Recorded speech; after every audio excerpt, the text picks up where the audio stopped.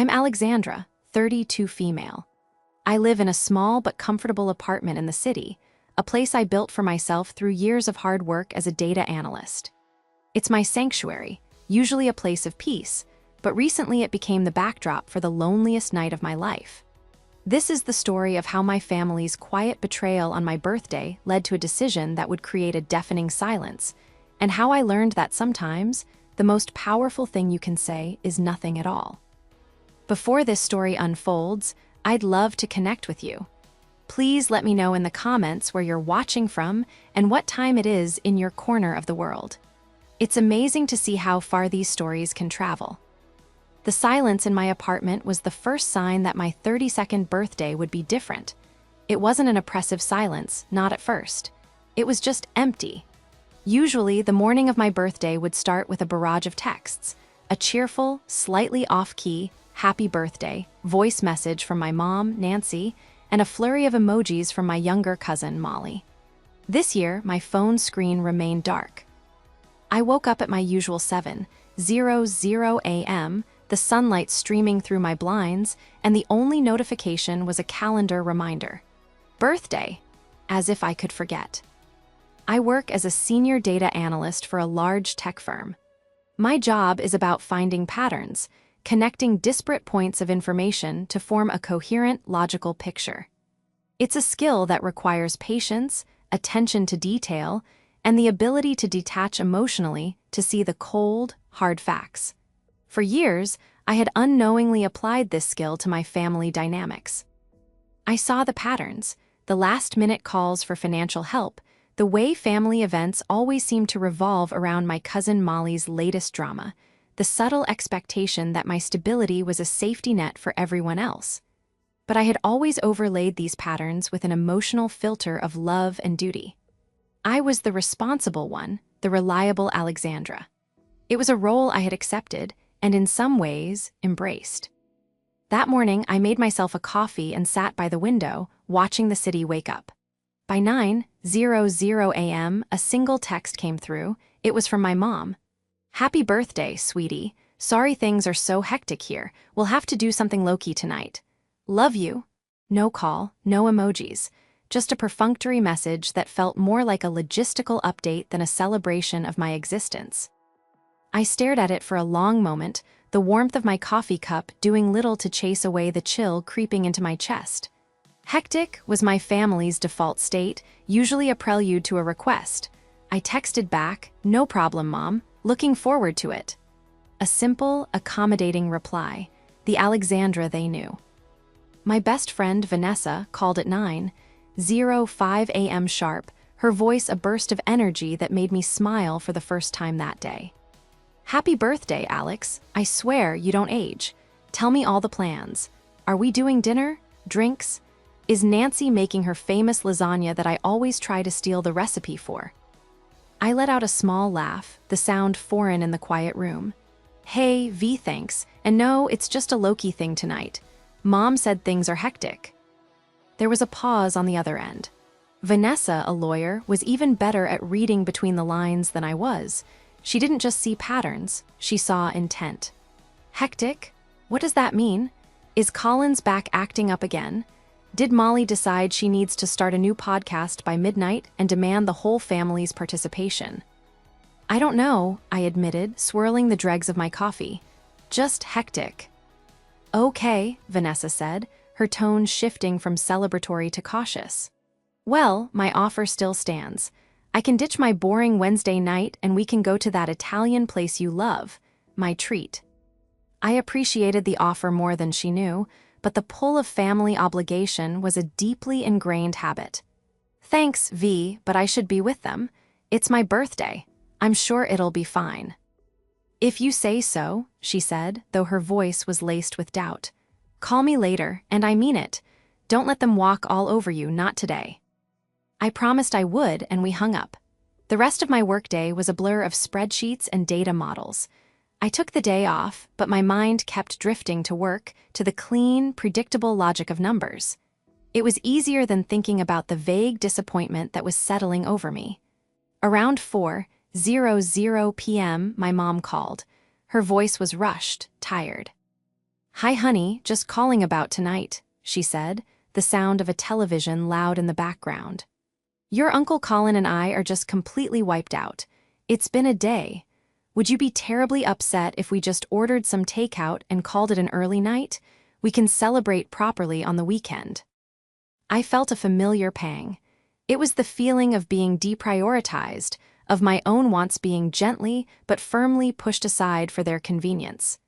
I had felt it countless times before, but on my birthday it felt sharper.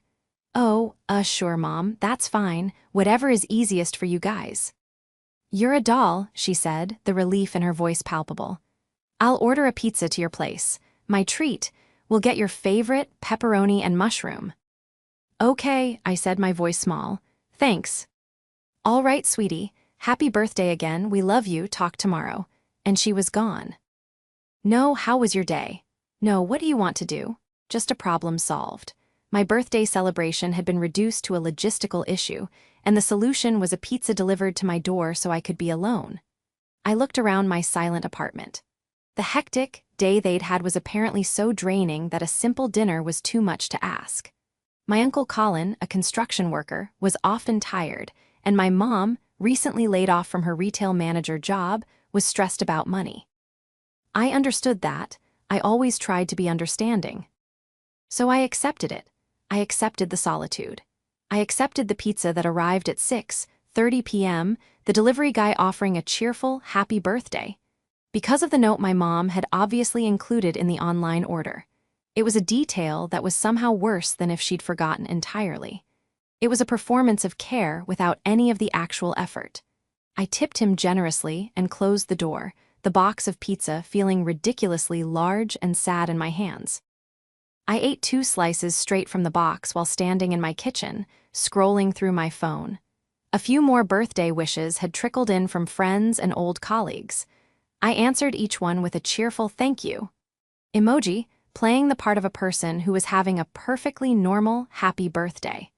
I put the rest of the pizza in the fridge, the thought of eating more making me feel vaguely sick. By 8:00 p.m., I gave up. I washed my face, changed into my pajamas, and climbed into bed. I put on a mindless show on my laptop, the canned laughter filling the void. I told myself it was fine. It was just one day. They were tired. They were stressed.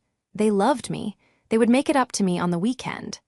I repeated these things to myself, a mantra of rationalization I had perfected over years.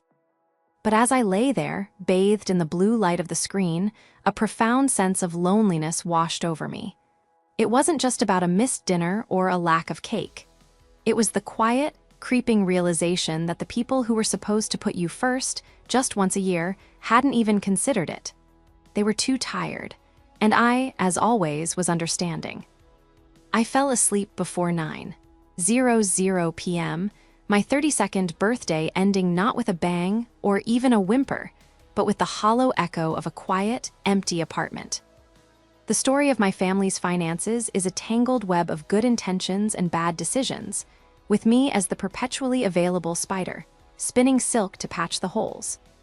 My father passed away when I was in college, leaving behind a modest life insurance policy that my mother, Nancy, managed to burn through in less than 5 years. It wasn't malice on her part, just a fundamental inability to live within her means, a trait she shared with her brother, my Uncle Colin. Colin was a man who believed that things would always work out, which was his code for Alexandra will help. His daughter, my cousin Molly, was the center of their universe. She was 6 years younger than me, beautiful, and possessed a chaotic charm that people mistook for ambition.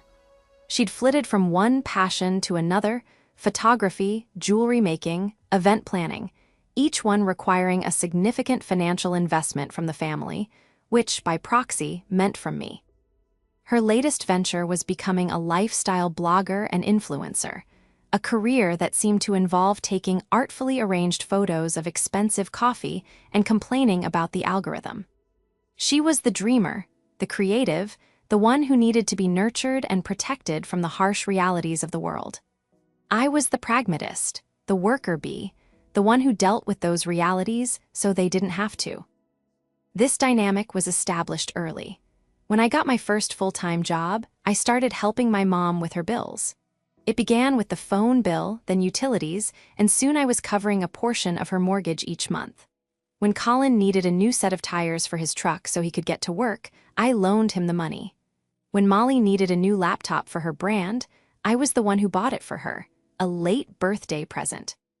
The requests were always framed as emergencies, temporary setbacks. "Just until I get back on my feet," my mom would say. "Just until this next big job comes through," Colin would promise. But they never quite got back on their feet, and the big job was always just around the corner. I never kept a running tally of the money. To do so would have been to admit the true nature of the arrangement, to acknowledge that I wasn't helping so much as enabling. It was easier to see it as my duty. I was good with money. I had a stable career. They were struggling. What kind of daughter, what kind of niece would I be if I said no? My best friend Vanessa saw it differently. She called it the reliability tax. "You're so dependable that they've forgotten you're a person with your own needs, Alex," she told me over coffee a few months before my birthday. "You're a line item in their budget. Car payment, groceries, Alexandra's contribution. It's not healthy." I had brushed it off at the time. "It's not like that. They do the same for me." But even as I said it, a part of me knew it wasn't true. They couldn't do the same for me because they didn't have the means. I had structured my entire adult life around being the one who didn't need help. The weekend before my birthday, I had called my mom to talk about plans. Her voice was distracted. "Oh, honey, right? Your birthday. You know, things are just so tight this month."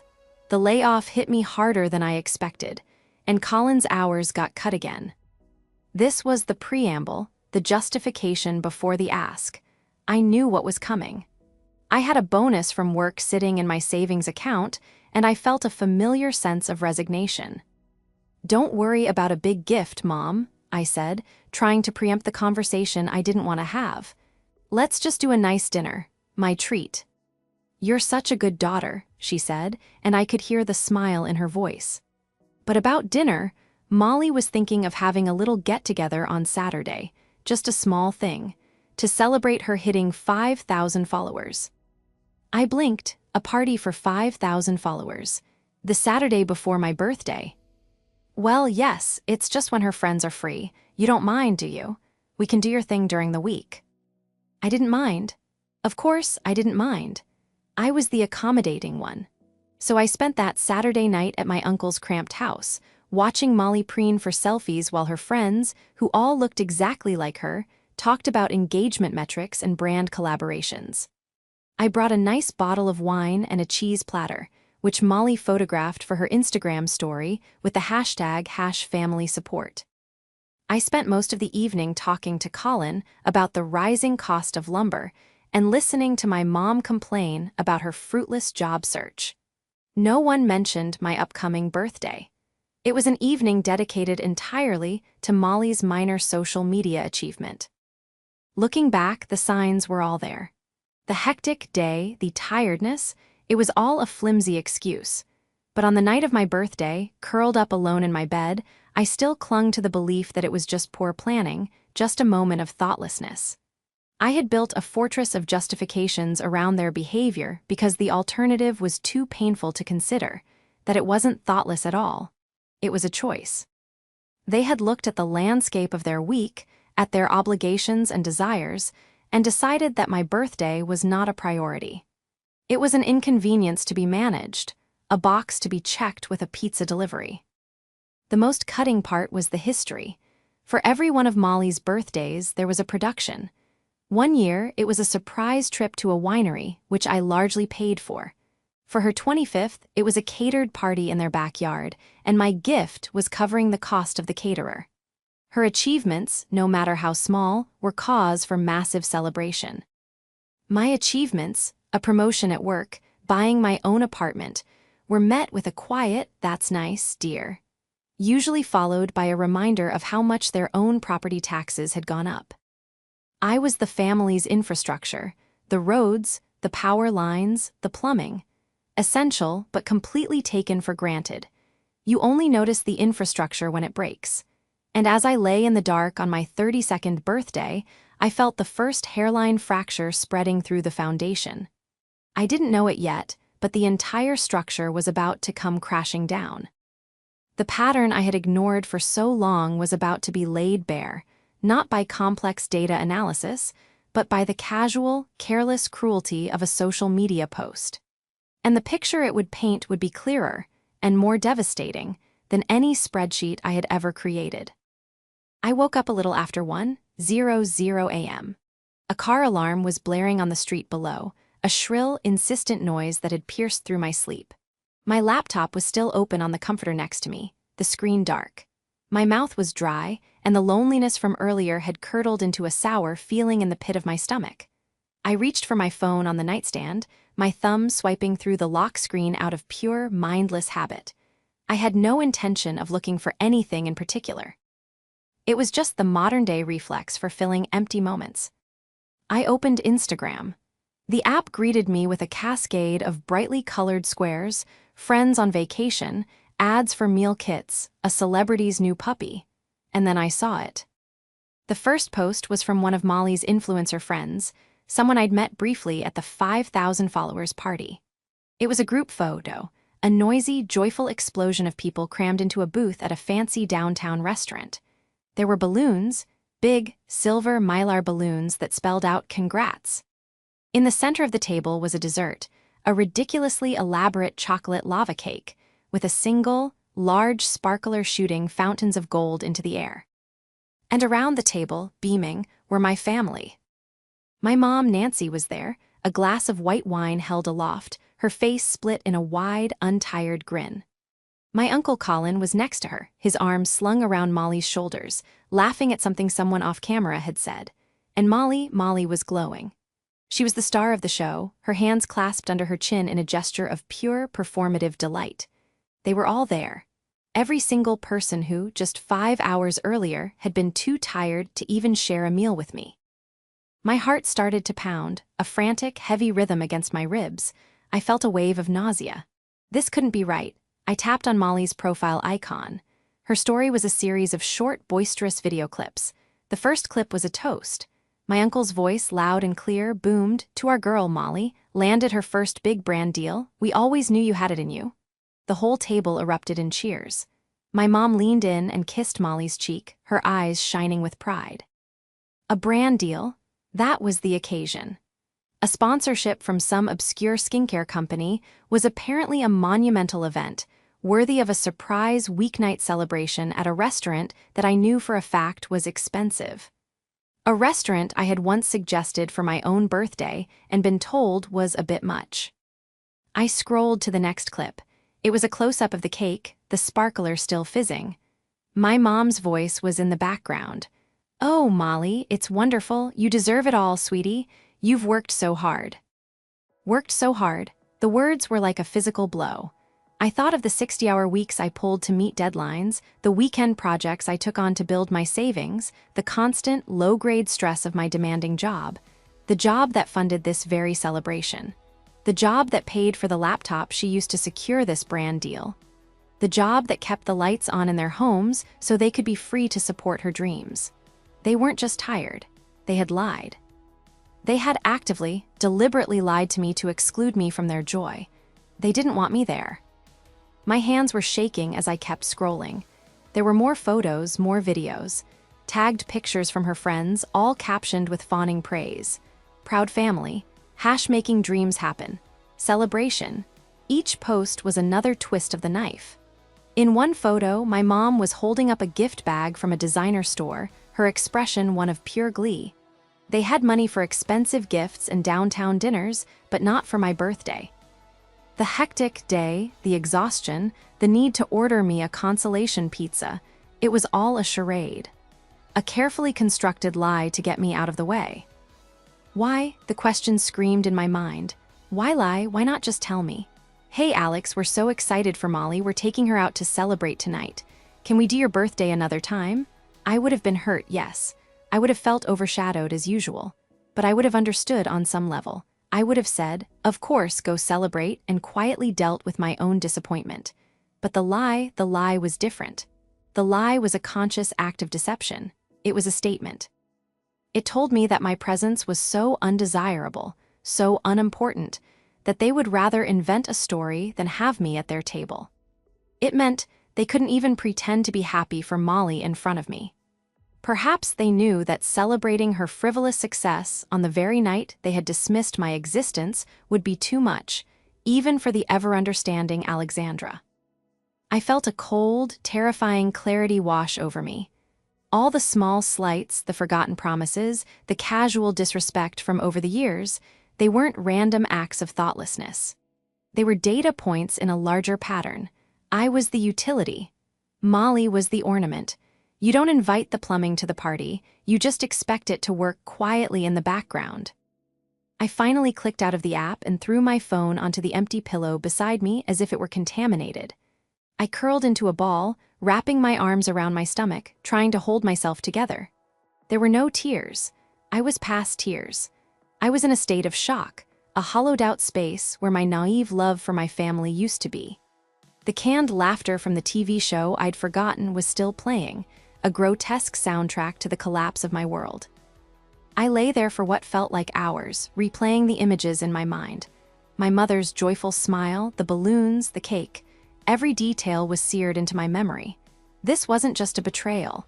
It was an erasure. On the one day of the year that was supposed to be about me, they had celebrated someone else and concocted a lie to make sure I spent it alone. They hadn't just forgotten my birthday. They had actively, meticulously, and deliberately uncelebrated it. And in doing so, they had shown me the truth. Not the truth about their finances or their stress levels, but the truth about my place in their lives. I wasn't just low on their list of priorities. I wasn't on the list at all. The next morning, I woke up with a headache and a sense of grim resolve. The shock had subsided overnight, replaced by a cold, analytical anger. The emotional part of my brain had shut down and the data analyst had taken over. For years, I had been operating on a faulty dataset, one corrupted by sentiment and obligation. Now, I had new, undeniable evidence. It was time to run the numbers. I didn't call them. I didn't send an angry text. I knew that any confrontation would devolve into a predictable mess of excuses and gaslighting. "Oh, honey, it wasn't like that," my mom would say. "It was a last-minute thing. We didn't want to bother you." Molly would accuse me of being jealous and trying to ruin her moment. Colin would mumble something about how I was too sensitive. I had seen this play out 100 times in smaller ways. They would twist the narrative until I was the one apologizing for being hurt. I wasn't going to give them that satisfaction. Not this time. Instead, I opened my laptop and created a new spreadsheet. It was a simple 2-column document. Column A, date. Column B, amount. I logged into my online banking portal and started scrolling back, month by month, year by year. It was a painful, tedious process, a digital excavation of my own generosity. The first entries were small. $50 here for groceries. $100 there for a utility bill. But as I went further back, the numbers grew and the frequency increased. I found the $800 I'd sent my mom for a dental emergency that, in hindsight, coincided with Molly's weekend trip to a music festival. I found the $1,500 I had transferred to my Uncle Colin for truck repairs, just 2 days before he posted photos of a new big-screen TV in his living room. And then there were the big ones. The $5,000 I'd given my mom as a loan to consolidate her credit card debt, a loan she never once made a payment on. The $2,000 for Molly's professional camera for her photography phase. Every transaction was a story of their need and my compliance.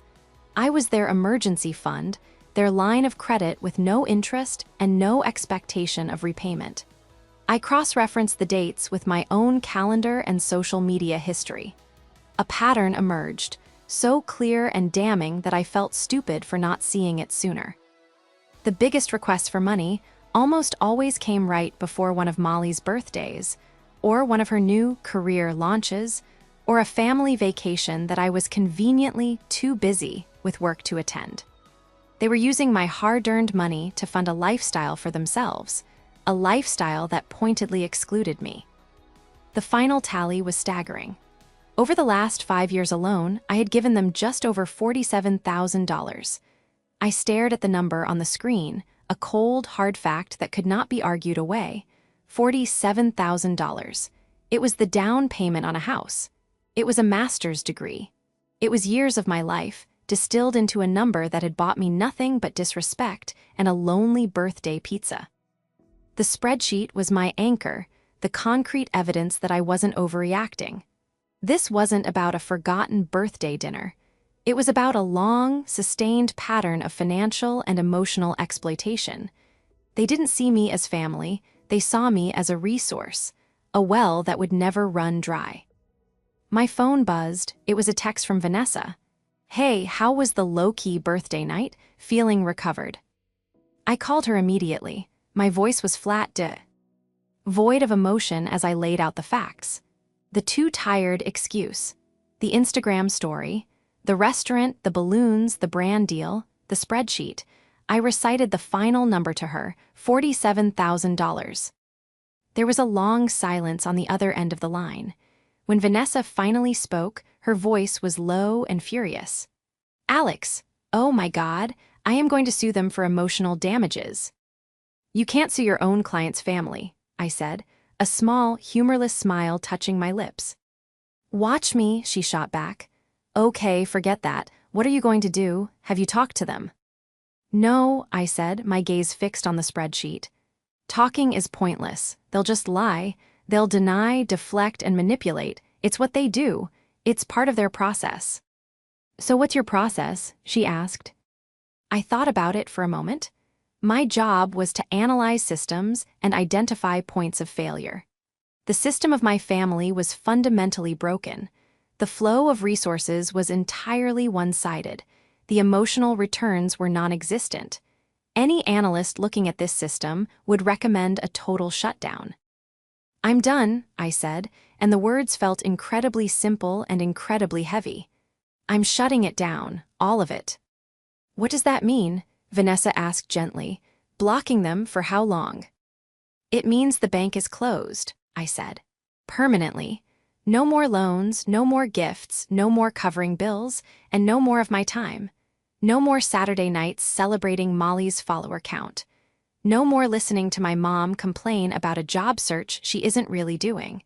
No more being the responsible one who cleans up their messes." "They're not going to take that well, Alex," she warned. "Their entire financial model depends on you." "I know," I said, "and for the first time in my life, I don't care. Let them be hectic. Let them be tired. Let them figure it out." They celebrated Molly's first big brand deal. It's time for her to start contributing to the family that supports her so much. The plan began to form in my mind, not as an act of revenge, but as an act of self-preservation. It was a simple, quiet rebellion. I wouldn't scream or shout. I wouldn't send them the spreadsheet or a list of my grievances. That would be giving them something to argue with, a conflict to engage in. I was simply going to withdraw. I would sever the connection, cut the power line, and turn off the water. I spent the rest of the day fortifying my resolve. I went to the gym and ran on the treadmill until my legs ached, the physical exertion a welcome distraction. I cooked myself a healthy meal, the first real food I'd had since the pizza. I cleaned my apartment, methodically wiping away any lingering sense of sadness and neglect. With each small act of self-care, I felt stronger. I knew the test would come. It always did. The end of the month was approaching, and with it, the inevitable text from my mom about the mortgage. It usually arrived around the 25th, a casual, friendly message that was anything but. For years, I had dreaded that text. Now I found myself waiting for it. I was ready. I had my data. I had my evidence. And I had a single, powerful word that I had never used with them before: no. The next few days were an exercise in quiet discipline. I went to work, immersed myself in my projects, and spoke to my colleagues with a professionalism that belied the turmoil beneath the surface. My family, for their part, seemed to be giving me space. I received a text from my mom the day after my birthday. "Hope you enjoyed the pizza. Let's plan on that makeup celebration for this weekend. Let me know what you want to do." It was a masterful piece of manipulation. The message was cheerful, forward-looking, and completely ignored the events of my birthday night. It was an invitation to collude in their lie, to pretend along with them that nothing had happened. The old Alexandra would have latched onto the offer of a makeup celebration. She would have replied, "Sounds great," and buried her hurt for the sake of keeping the peace. But the old Alexandra was gone, replaced by a woman with a spreadsheet and a spine of steel. I simply didn't reply. I knew my silence would be its own message. In a family that communicated through a constant stream of texts and calls, my unresponsiveness would be a glaring anomaly. A day passed. Then two. My phone remained silent. No follow-up texts from my mom. No, "Are you okay?" It was telling. They didn't actually care if I was okay. They were likely just annoyed that I wasn't playing my part. On the third day, a text from Molly popped up. "Hey Alex, Mom says you're not answering. Everything good? The brand deal is official, BTW. So exciting." It was accompanied by a link to her latest blog post, which detailed her journey to becoming a micro-influencer. I clicked on it out of a morbid curiosity. The post was filled with glossy, professional-looking photos taken with the camera I had bought her. Long, self-congratulatory narrative about hard work and perseverance. My name was not mentioned. My contribution was, as always, invisible. I closed the browser and deleted her text without a reply. This was the hardest part, holding the line. Every instinct I had, conditioned by years of being the family peacekeeper, screamed at me to respond, to smooth things over, to make everything okay. It was like an addiction. My family was the drug, and I was going through withdrawal. Vanessa was my sponsor. I called her every night. "They're trying to pull you back in," she said on the fourth night. "The silence is making them nervous. Not because they miss you, but because the end of the month is coming up. You're ignoring the pre-ask pleasantries. It's disrupting the system." "I feel guilty," I confessed, pacing my living room. "I feel mean." "What's meaner?" Vanessa countered, her voice sharp and clear. "Ignoring a text, or lying to your daughter's face, ditching her on her birthday to throw a secret party for someone else, all while living off her money? Let's get some perspective here, Alex. You're not being mean. You're establishing a boundary where one has never existed." She was right. I had to reframe my thinking. This wasn't punishment. It was a consequence. Their actions had led to this. My silence was a direct and logical result of their betrayal. On the morning of the 25th, exactly as predicted, the text I had been waiting for arrived. It was from my mom. It began, as it always did, with a veneer of casual concern. "Hi, sweetie. Haven't heard from you. I hope you're not still upset about your birthday. Things have just been so stressful, you know, with me not working and Colin's hours being so unreliable. Anyway, I hate to even ask, but the mortgage is due next week, and we're about $3,000 short. Any chance you could help us out? We'll pay you back as soon as my unemployment comes through." I read the message 3 times. The audacity of it was breathtaking.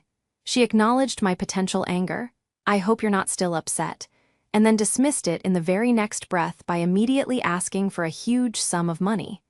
She saw my hurt as a temporary inconvenience, a minor obstacle on the path to getting what she wanted.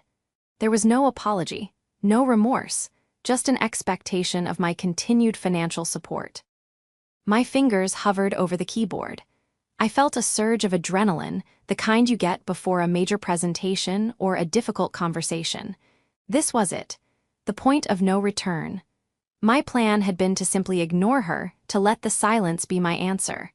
But her message, so blatant in its disregard for my feelings, demanded a response. It required a clear, unequivocal statement. I typed out a reply. My hands were perfectly steady. The words were simple, direct, and devastatingly effective. They were the coldest, most honest words I had ever written to my own mother. "Ask the ones you celebrate." I hit send before I could second-guess myself. The message delivered instantly. For a moment, nothing happened. The world didn't end. The sky didn't fall. There was only the quiet hum of my refrigerator and the frantic beating of my own heart. Then the 3 little dots appeared. She was typing. They appeared and disappeared several times. I could picture her on the other end, her mind racing, trying to formulate a response that would regain control of the situation. Finally, a message came through. What is that supposed to mean? I didn't dignify it with a response. I had said everything that needed to be said. My one-sentence reply was a mirror, forcing them to look at their own behavior. It connected their celebration of Molly with their expectation of my money. It was a perfect, self-contained piece of logic. There was no arguing with it. I placed my phone face down on the counter. Then I did the one thing I had never done before. I went into my contacts, found Mom, Uncle Colin, and Molly, and I blocked their numbers. I blocked them on my social media accounts. I blocked their email addresses. With each tap of the screen, I felt a weight lifting off my shoulders. It was a digital amputation, a severing of toxic ties. I was drawing a line not in the sand, but in concrete. I knew the fallout would be immediate and intense. But as I stood in my kitchen, the morning sun warming my face, I felt a sense of peace I hadn't experienced in years. I had finally stopped analyzing the pattern and had taken steps to break it. The bank was officially, irrevocably closed. And I was, for the first time, truly free. The silence lasted for exactly 47 minutes. Then, the landline in my apartment, a relic I kept mainly for my building's intercom system, began to ring. It was a shrill, unfamiliar sound. I never got calls on my landline. I let it ring until it went to voicemail. A minute later, it rang again, and again. They were trying to find a way around the wall I had built. My cell phone, Thaug H Silent, began to light up with notifications on the lock screen. Missed call. Missed call. They were coming from a number I didn't recognize, then another. They were using their friends' phones, trying to breach my defenses. I calmly silenced the notifications and ignored the ringing. The true siege began the next morning. When I woke up at 6:00 a.m., my phone's call log was a testament to their panic. There were 61 missed calls. 61, from a dozen different numbers. They had spent their night in a frenzy, unable to comprehend that their reliable resource was no longer responding. The sheer volume of calls wasn't about concern for my well-being. It was about the mortgage. It was the frantic, desperate scrabbling of people who had just had their safety net yanked away without warning. And then there was the one text, sent from a number belonging to one of Molly's friends. It was from my mother. It was 5 words long. Don't do this to us. The wording was everything. Not don't do this to yourself, or let's talk about this. It was don't do this to us. It framed my act of self-preservation as an attack on them. In their eyes, I was the aggressor. My refusal to be their ATM was an act of cruelty. It was the final, perfect piece of data I needed to confirm that I had done the right thing. I saved a screenshot of the text, and then blocked that number too. I knew they wouldn't give up. Their next move would be to bypass the digital blockade and try to confront me in person. I called Vanessa on my way to work, updating her on the overnight developments. 61 calls, she whistled. That's not concern, that's a denial of service attack. You need to be prepared for them to show up at your apartment or even your office. My office has security, I said, feeling a strange sense of detachment.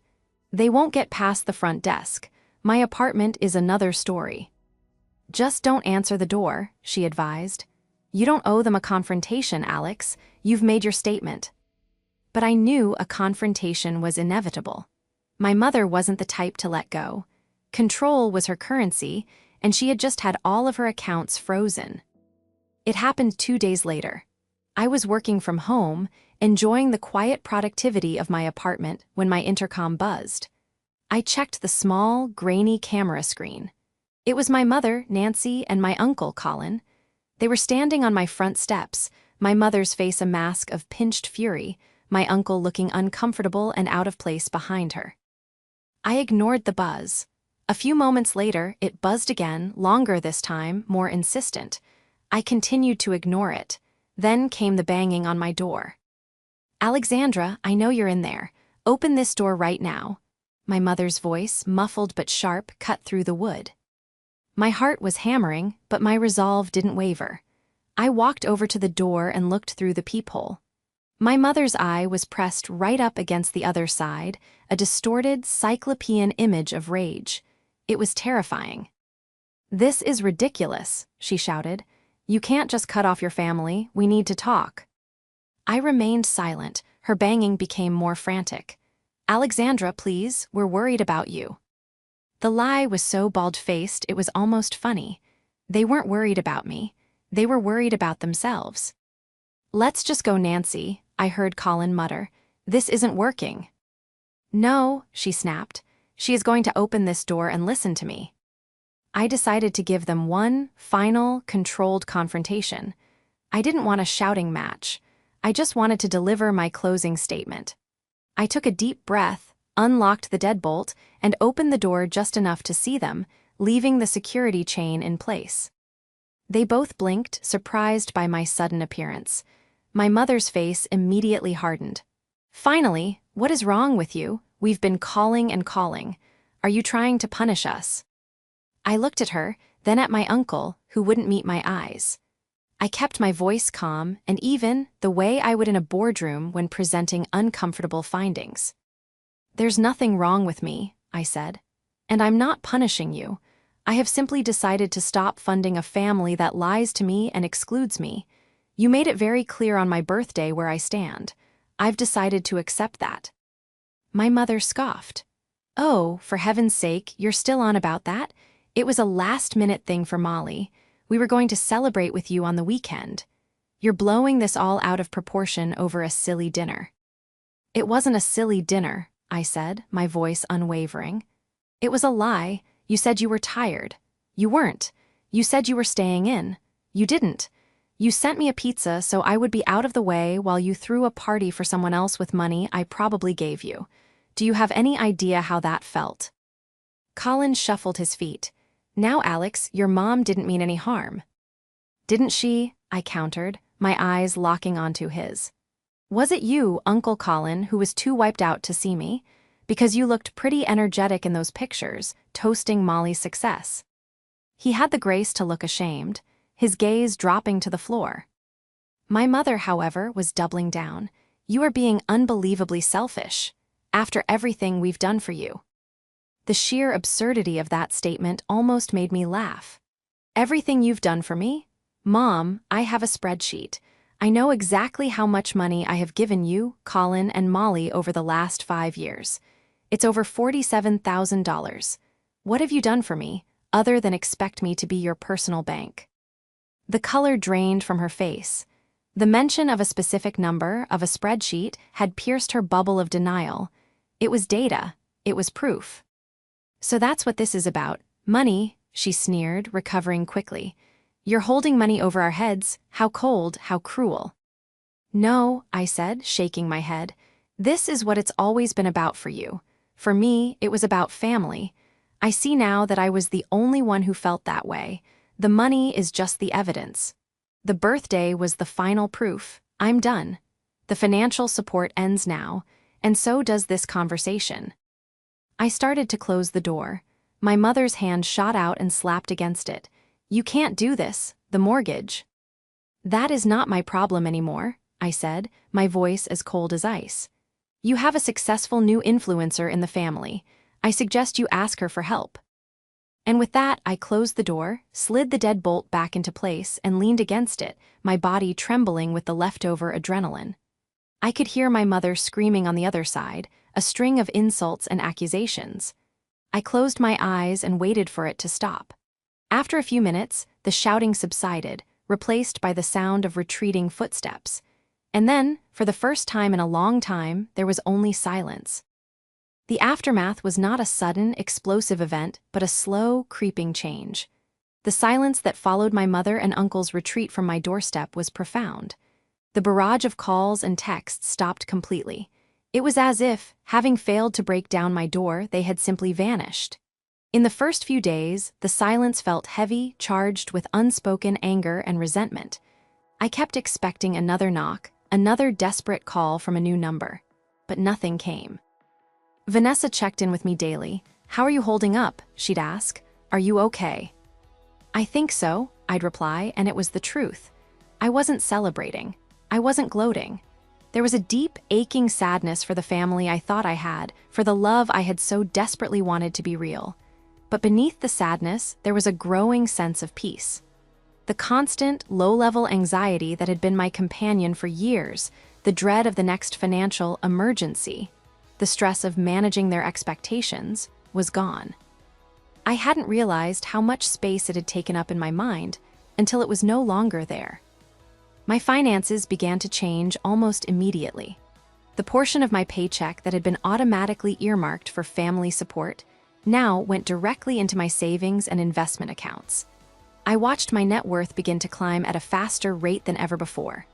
I looked at the $3,000 that would have gone to my mother's mortgage and, on a whim, booked myself a solo vacation to a small, quiet coastal town I'd always wanted to visit. It felt like a radical act of selfishness, and it was glorious.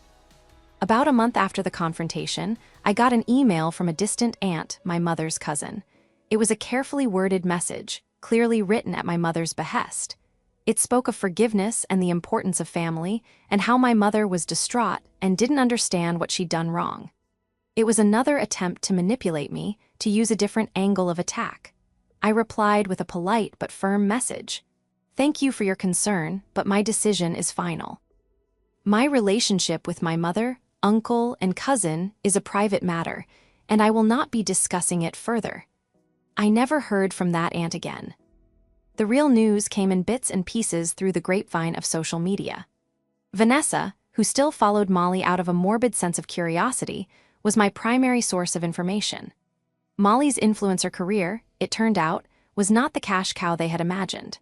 Her big brand deal had been a one-time payment of $500 and a box of free face cream. Her posts became less frequent, the glossy photos replaced by grainy selfies and vague complaints about being creatively drained. Then, about 3 months after I cut them off, Vanessa called me, her voice urgent.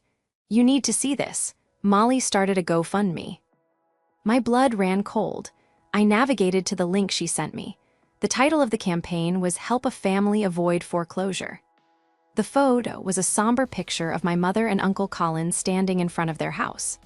The text, written by Molly, was a masterclass in passive-aggressive fiction. It spoke of a sudden, unexpected financial hardship and a family member who has unfortunately chosen to step away during our time of need. It painted them as victims of a cruel, inexplicable betrayal. They were asking for $10,000. I read the whole thing, my face impassive. They had managed to raise $250, mostly from Molly's sympathetic but broke influencer friends. The public comments were a mix of "so sorry you're going through this" and "sending prayers." They were trying to monetize their victimhood, to crowdsource the role I had played for so long. "Are you okay?" Vanessa asked, her voice soft. "I am," I said, and I was surprised by how true it felt. "This is just more data. It proves I was never a family member to them. I was a function. And now that I've stopped performing that function, they're trying to outsource it." I didn't donate. I didn't comment. I simply closed the browser. Their problems were no longer mine to solve. Their narrative was no longer mine to correct. Let them tell whatever story they wanted. The people who mattered, like Vanessa, knew the truth. And the only person whose opinion I truly cared about anymore was my own. The house was not foreclosed on. I found out later that Colin had to take out a high-interest loan and started working grueling overtime hours to make the payments. My mother, forced by necessity, finally took a full-time job at a supermarket, a position she considered beneath her. Molly, stripped of her financial cushion, got a job as a waitress at the very same restaurant where they had celebrated her brand deal. I never saw them again. I moved to a new apartment in a different part of the city a year later, and I changed my landline number. My life became my own. It was quieter, but it was also fuller. I traveled. I invested. I reconnected with old friends. I started dating someone, a kind and stable man who was impressed by my independence rather than seeing it as an opportunity. Sometimes, late at night, I think about that birthday. I think about the silence of my apartment, the sad, cold pizza, and the gut-wrenching betrayal I felt watching those Instagram stories. It was the most painful night of my life, but it was also the most liberating. It was the night the data analyst finally looked at the emotional spreadsheet of her own life and made the only logical conclusion. They hadn't just been too tired for my birthday. They had been too selfish for my love. And in cutting them off, I hadn't lost a family. I had simply walked away from a bad investment and, in doing so, finally found myself.